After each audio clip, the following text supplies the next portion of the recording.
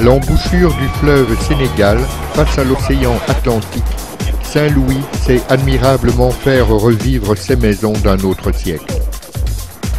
La région du fleuve Sénégal, dont Saint-Louis est la capitale, est l'une des plus riches du Sénégal.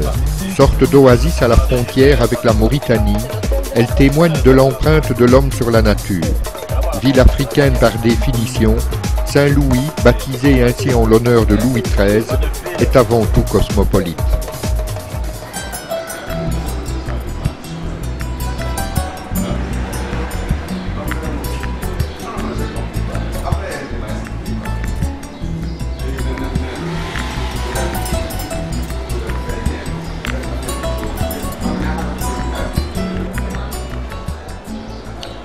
L'architecture intérieure de l'hôtel de la résidence évoque celle d'un navire. Elle est plutôt réussie. Les chambres, confortables et climatisées, donnent sur des coursives qui entourent en la surplombant une vaste salle de restaurant, ce qui lui confère un aspect de patio très agréable avec des plantes partout.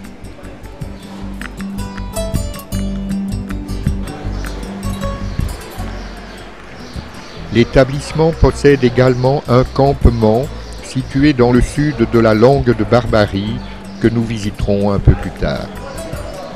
L'hôtel appartient à une famille française installée de longue date au Sénégal et qui connaît évidemment bien la région. L'hôtel propose des locations de vélos et des soirées musicales très appréciées, ainsi que par l'agence de voyage Sahel Découverte qui lui appartient, pas mal d'excursions dans la région.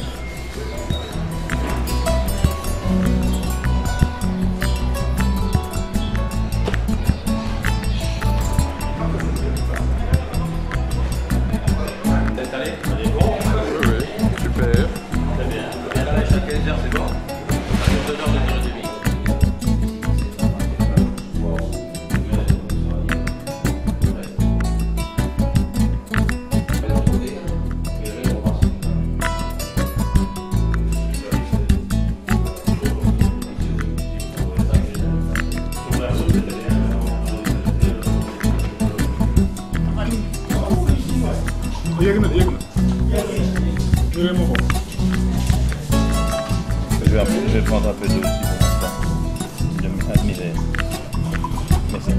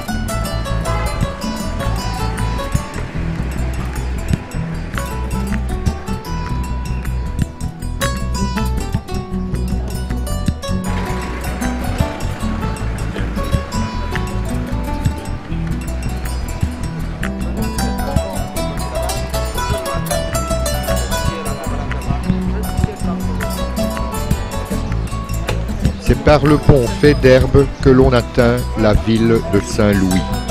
Contrairement à une légende savamment entretenue, ce pont ne fut pas construit par Eiffel ni destiné au Danube. C'est en effet le projet de la société Nougui et Kessler et de la compagnie d'Argenteuil qui fut retenu. Long de 507 mètres, avec une travée tournante, il fut inauguré en 1897.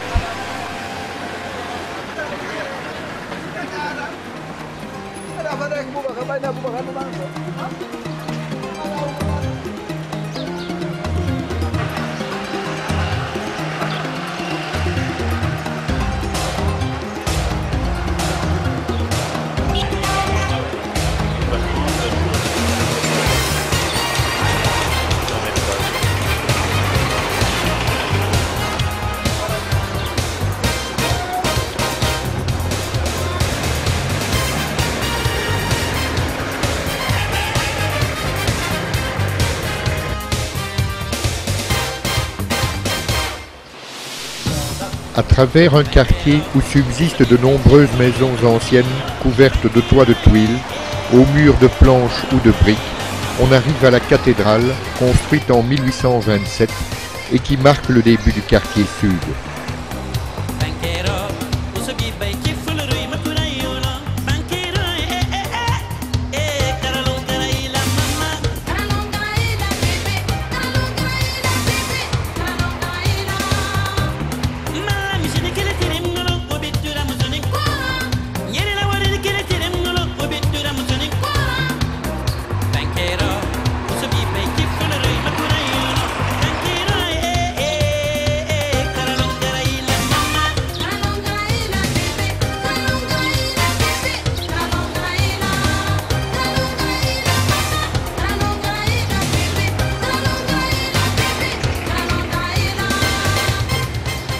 La place Faidherbe est la plus ancienne de la ville, portant jusqu'à la Restauration le nom de Savane.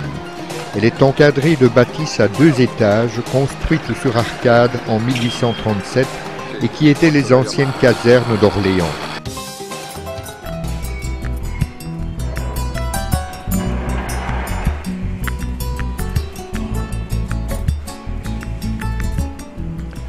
L'hôtel de la Poste, situé au pied du pont Faidherbe, fut fondé en 1850. Il hébergea les illustres pilotes de l'aéropostale qui s'y requinquaient avant la traversée de l'Atlantique. Jean Mermoz y logeait dans la chambre numéro 219 qui bénéficiait de la double vue sur le fleuve et sur la place. D'autres vedettes y dormirent comme Eddie Mitchell lors du tournage de Coups de torchon ou Richard Boringer durant le tournage du film Les Caprices d'un fleuve. C'est comme si le destin de l'hôtel de la Poste était lié au cinéma.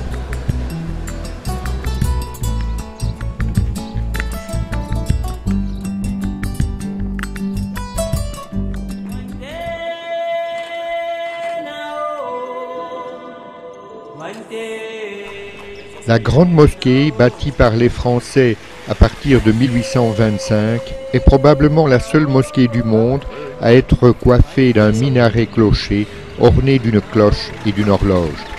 C'est l'unique mosquée qu'on voit en Afrique de l'Ouest où il y a une cloche.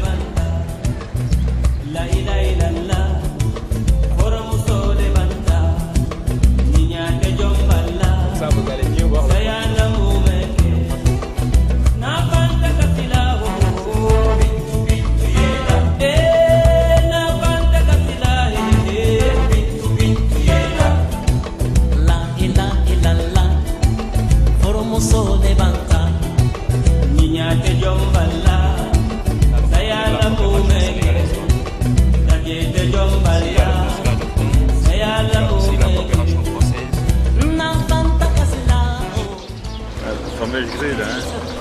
Par une petite rue, on voit au bout du quai Roume une grue à vapeur de 20 tonnes qui a été réinstallée et restaurée, témoignage de la fonction commerciale du port.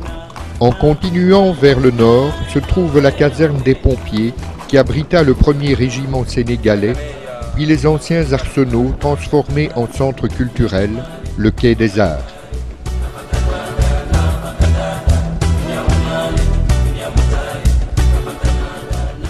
L'avenue Jean Mermoz débouche sur le rond-point nord, d'où on a une belle vue sur l'amont du fleuve et vers la Mauritanie, qui commence derrière la rangée de philaos plantés sur la langue de Barbarie.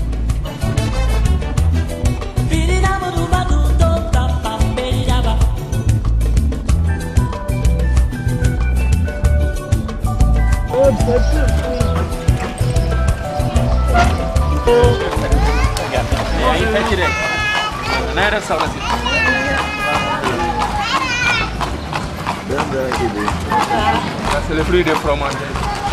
Ah voilà, Ben voilà, on verra les fromagers. voilà des fromages qui plantent. Inch'Allah. Il y a un fait oui, des fromages.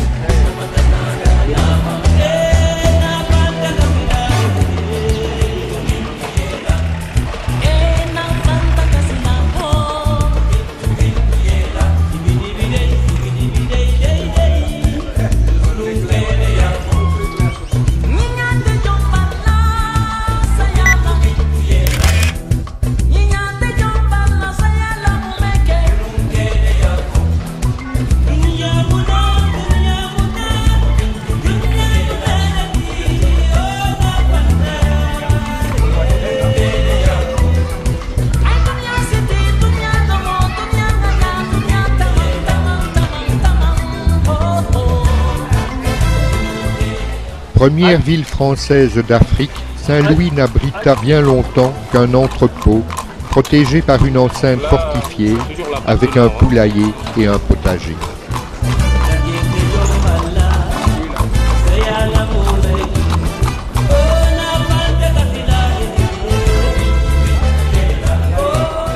Rapidement, Saint-Louis devint la place forte européenne en Afrique. Dès lors, elle constitua la base des expéditions militaires vers le Soudan et un important comptoir pour la traite de la gomme, de l'or, de l'ivoire et des esclaves. En 1885 s'achève le chemin de fer qui la relie à Dakar. L'installation du siège du gouvernement général en 1895 marquera l'apogée de Saint-Louis avant que la montée en puissance de Dakar n'entraîne son déclin.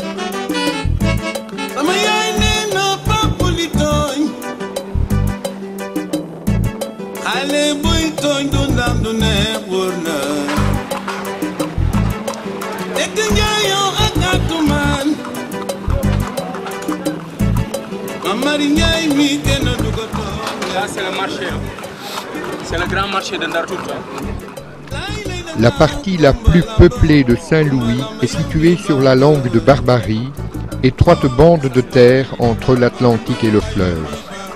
Les quartiers répartis de chaque côté d'une place centrale abritent surtout des pêcheurs. Ce quartier-rue très étroit est long d'environ 1 km du nord au sud.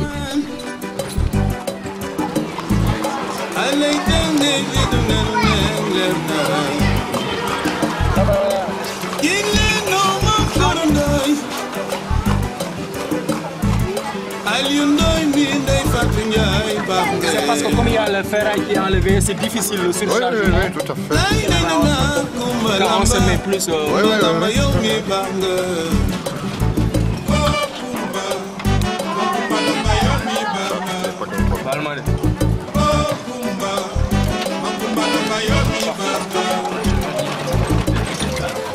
Il y a un taxi qui nous dépasse.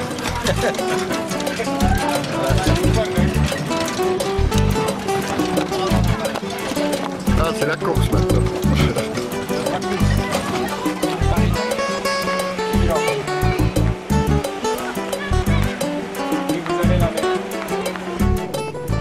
Pendant la grande saison de pêche, d'avril à juillet, il ne faut surtout pas manquer le départ et le retour des quelques 1000 pirogues qui franchissent la barre pour aller pêcher à 12 ou 15 km au large.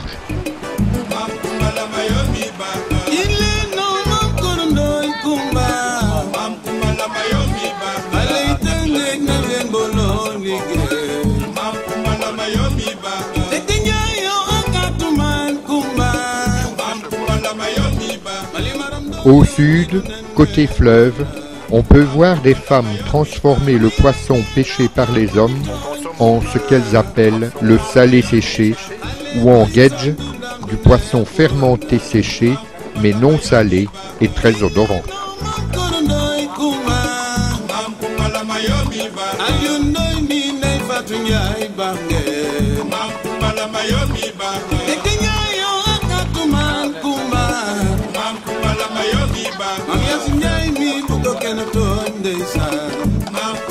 Mami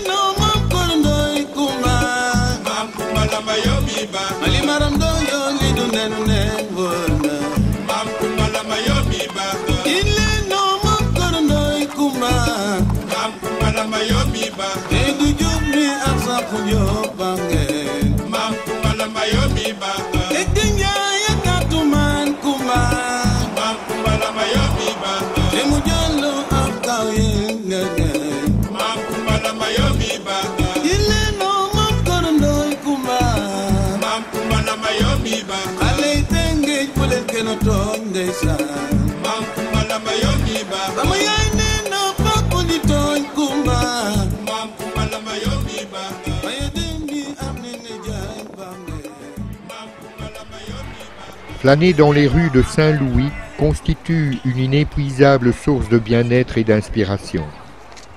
Il faut sentir l'atmosphère à la fois étrange et familière, admirer la finesse des balcons accrochés aux belles maisons coloniales et suivre le dégradé des teintes ocre-jaune qu'offrent les rues selon la position du soleil.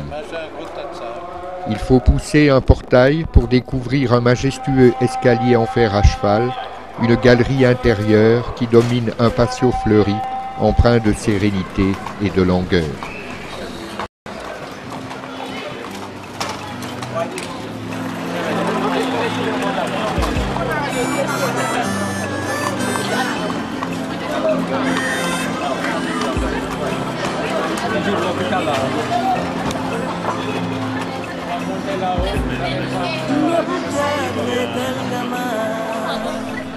Dans la rue Cormier, on rejoint l'ancienne direction des impôts.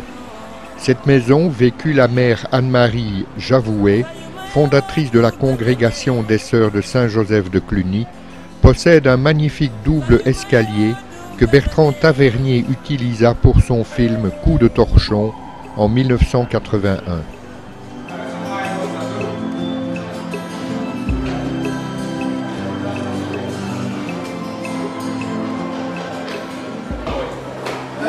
Quel film on a tourné ici? Ici, une partie du film, Le Coup du torchon. Ah. Le film de Bernard Tavernier. Oui, oui, oui.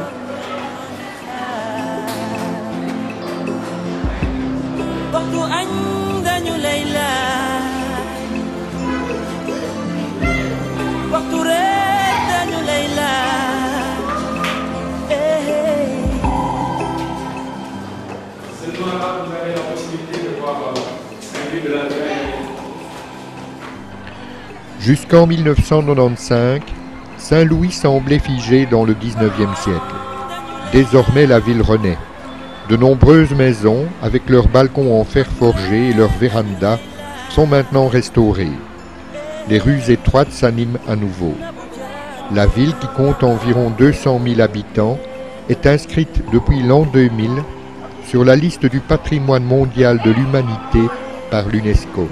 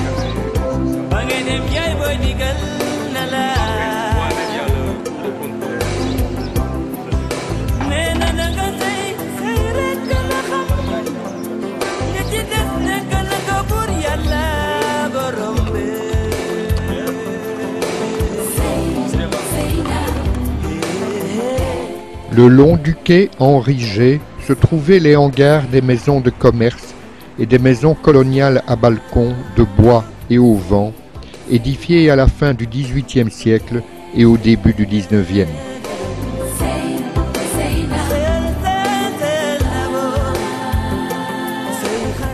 Le bâtiment situé à l'angle du quai Henri G et de la rue Schulcher a été construit en 1880 pour accueillir l'Assemblée territoriale.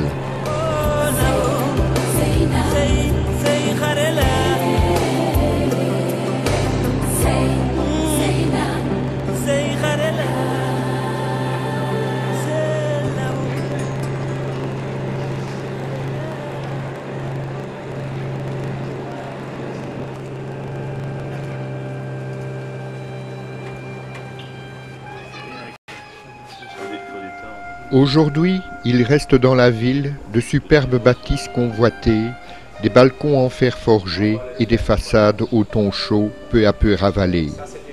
Le travail de restauration du patrimoine est toutefois énorme et représente une entreprise de longue haleine. L'aide bénéfique apportée notamment par le Fonds européen de développement et par la communauté française de Belgique sont intervenus à temps pour que la ville se reprenne en main.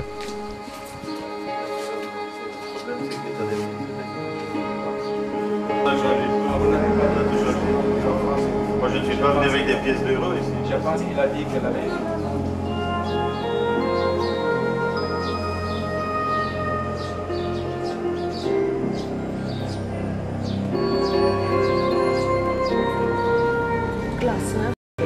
Dans quel temps vous écrivez? En français.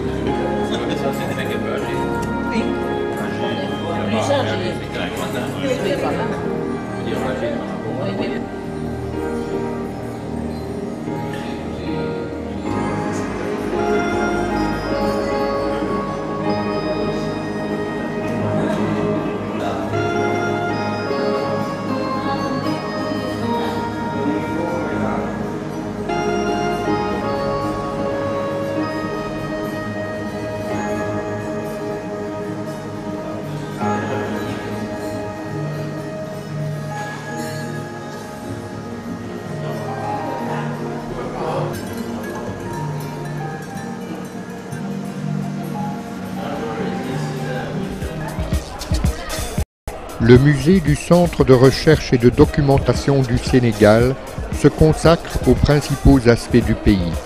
Géographie du fleuve, flore, faune, population wolof, peul et maure, habitat, mobilier, vêtements, trouvailles archéologiques, etc. Nous y visitons aujourd'hui une exposition des artistes locaux.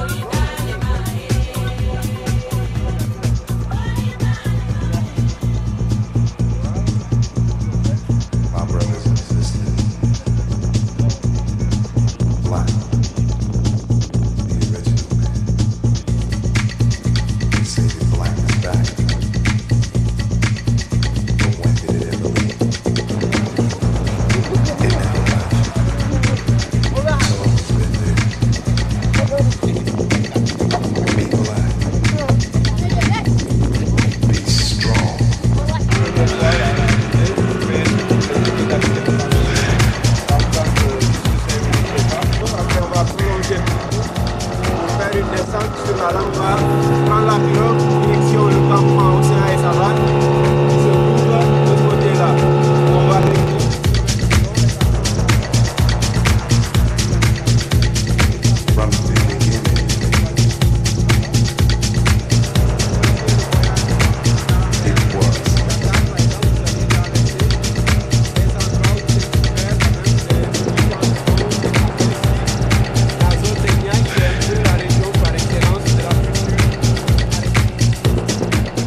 Le parc national de la Langue de Barbarie a été créé en 1976.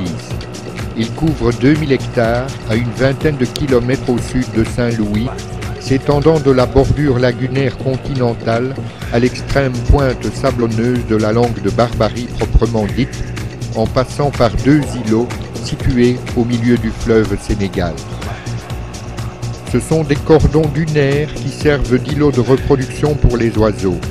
Site magnifique planté de philaos, de palmiers, d'acacias, où évoluent aigrettes, hérons cendrés, grands cormorans, ibis, aigles pêcheurs, pélicans gris et blancs, sternes caspiennes et royales, tortues vertes, luttes à écailles, varans et flamants roses qui passent chaque année en janvier.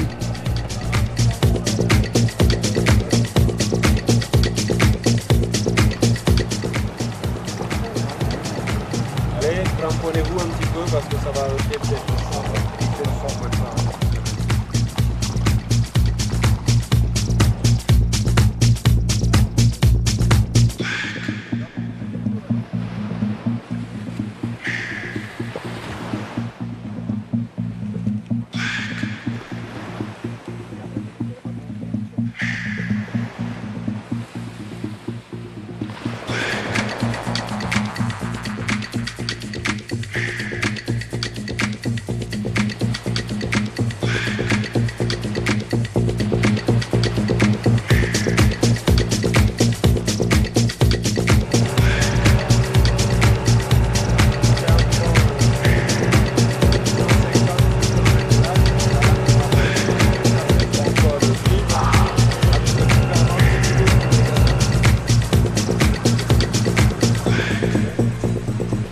L'îlot aux oiseaux est un somptueux reposoir pour des centaines d'entre eux.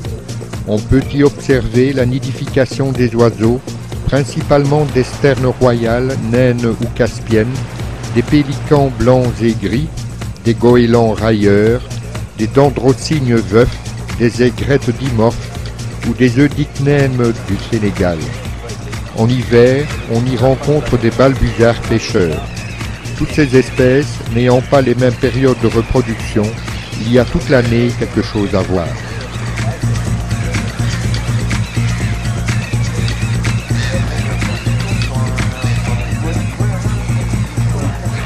Donc c'est fréquent de voir quelquefois des poussins au bord. Ils ont les œufs quelquefois avec le sol ou bien dans les herbes. Donc là vous avez des mouettes à tête fluide, pélicans gris là-bas, et des aigrettes dimorphes sur les arbres là.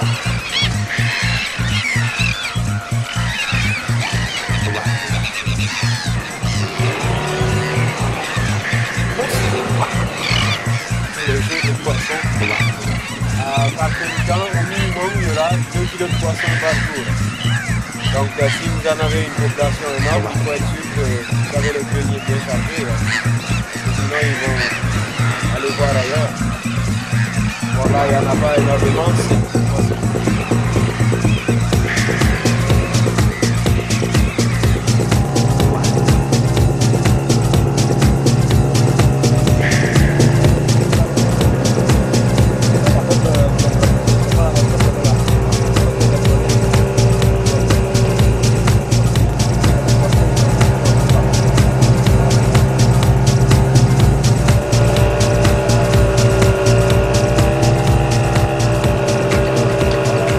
Le fleuve Sénégal a une largeur de 700 à 1000 mètres jusqu'à son embouchure. Depuis la mise en service du barrage de Diama, pendant la période de fermeture des vannes, il fonctionne comme une lagune tributaire des marées.